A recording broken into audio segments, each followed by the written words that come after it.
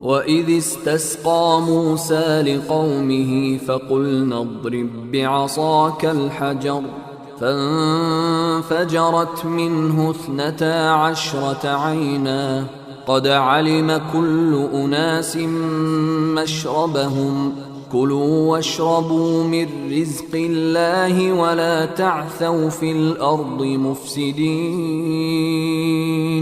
And recall when Moses, peace be upon him, prayed for water for his people, and we replied, "Strike the rock with your staff."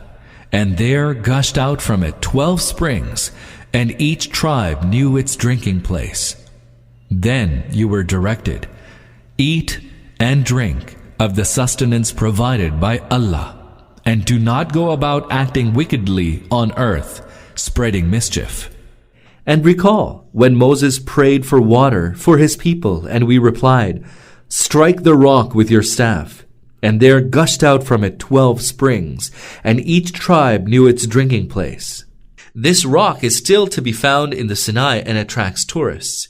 It still bears the slits and cracks of the springs. The number of springs was 12 because the Israelite tribes were also 12 in number. God provided one spring for each tribe so that they would not fight each other for water.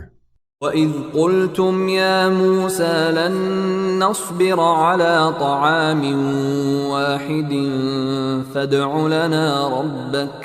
فادع لنا ربك يخرج لنا مما تنبت الأرض من بقلها وقثائها وفومها وعدسها وبصلها قال أتستبدلون الذي هو أدنى بالذي هو خير اهبطوا مصرا فإن لكم ما سألتم وضربت عليهم الذلة والمسكنة وباءوا بغضب من الله ذلك بأنهم كانوا يكفرون بآيات الله ويقتلون النبيين بغير الحق ذلك بما عصوا وكانوا يعتدون. And recall when you said, "O Moses, peace be upon him, surely we cannot put up with one sort of food, so pray to your Lord to bring out for us what the earth produces, its herbs, its cucumbers, and its corn, and its lentils, and its garlic, and its onions." Then Moses, peace be upon him, said, "Will you take a meaner thing in exchange for what is better? Go down to some city, and there you shall get what you ask for." And ignominy and wretchedness were pitched upon them, and they were laden with the burden of Allah's wrath. This was because they denied the signs of Allah and slew the prophets unrightfully. And all this because they disobeyed and persistently exceeded the limits of the law. Then Moses said, "Will you take a meaner thing in exchange for what is better?" This does not mean that their real fault lay in asking for things which entailed cultivation instead of availing themselves of manna and quails, which they received without any toil. What is emphasized here is that rather than being concerned with the great purpose for which they had been brought to the Sinai, they relished the foods which gratified their palates to such a degree that they could not forego them even temporarily. This was because they denied the signs of Allah. There are several ways in which one might deny the signs of God. First, one might refuse to accept those teachings of God which one found contrary to one's fancies and desires. Second, one might know that something is from God and yet willfully flout it. Third, one might know well the import of God's directives and yet distort them. And slew the prophets unrightfully. The Israelites recorded their crimes in detail in their own history.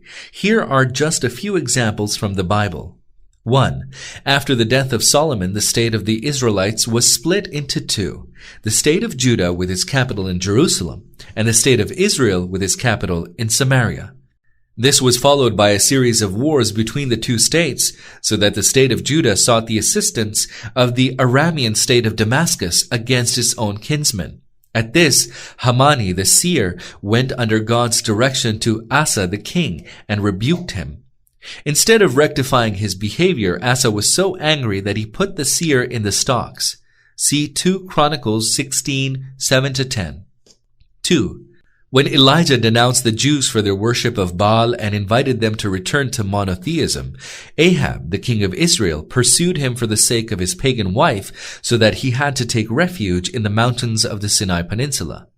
On this occasion, according to the Bible, he said, "The people of Israel have forsaken thy covenant, thrown down thy altars, and slain thy prophets with the sword. And I, even I only, am left, and they seek my life to take it away."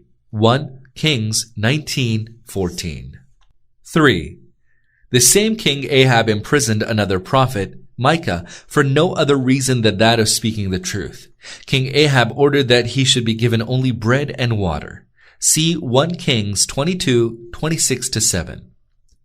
4. When idol worship and moral corruption became prevalent in Judah, and the prophet Zechariah raised his voice against them, he was stoned to death in the very court of the house of the Lord. See 2 Chronicles 24:21. 5. When the Israelite state of Samaria was wiped out by the state of Jerusalem, the prophet Jeremiah deplored the condition of the Israelites. He warned them that it was time they set about mending their ways. Otherwise, they would face an even more calamitous end than that of Samaria. The response to this sincere preaching was abuse and curses. He was beaten, imprisoned, put in the stocks, and lowered by ropes into a cistern, where he was left to die of hunger and thirst. He was also accused of various crimes, including treason and conspiracy. See Jeremiah 15, 10, 18, 23, 21-18, 36-40. 6. It is reported of another prophet, Amos, that when he denounced the widespread errors and corruption in the state of Samaria and warned of the evil consequences that follow such misdeeds, he was condemned to exile and told to pursue his prophetic task somewhere beyond its frontiers. See Amos 7, 10-13. 7. When John the Baptist protested against the acts of moral corruption that were brazenly practiced in his court, Herod, the ruler of Judah, first put John into prison, then had him beheaded at the request of a dancing girl, and had his head set on a platter and presented to the girl. See Mark 6, 17-29. 8. The same hostility to prophets is evident from the life of Jesus. The priests and political leaders of Israel ultimately became inflamed against Jesus, who criticized them for their impiety and hypocrisy, and invited them to true faith and righteousness.